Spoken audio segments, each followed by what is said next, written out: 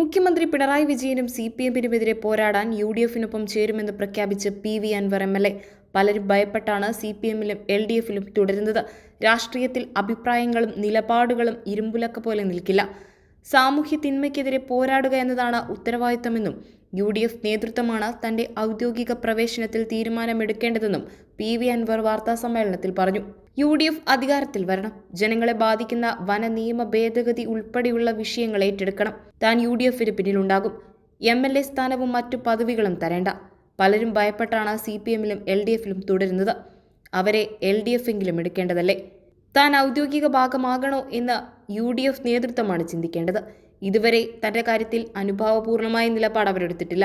അതിനാൽ CPM വിടാൻ ആഗ്രഹിക്കുന്ന പലർക്കും ആശങ്കയാണ്.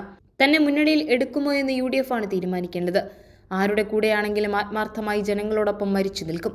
ഈ വിഷയങ്ങളെല്ലാം ഏറ്റെടുക്കുന്നത് ജനങ്ങൾക്ക് വേണ്ടിയാണ്. രാഷ്ട്രീയത്തിൽ അഭിപ്രായങ്ങളും നിലപാടുകളും ഇരുമ്പുലക്ക പോലെ നിൽക്കില്ല. സാഹചര്യത്തിനനുസരിച്ച് മാറ്റേണ്ടി വരും.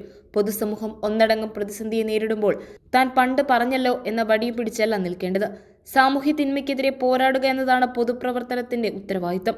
UDF നേതാക്കളുമായി കൂടിക്കാഴ്ച നടത്തും. താൻ എങ്ങോട്ടാണ് പോകുന്നതെന്ന് നോക്കി ഒട്ടേറെ പേർ കാത്തു നിൽക്കുന്നുണ്ട്. ഞാൻ പോകുന്ന തോണിയിൽ ആളുകൾ കയറണമെങ്കിൽ UDF നേതൃത്വം സംരക്ഷണ കവചം ഒരുക്കണമെന്നും PV അൻവർ പ്രതികരിച്ചു.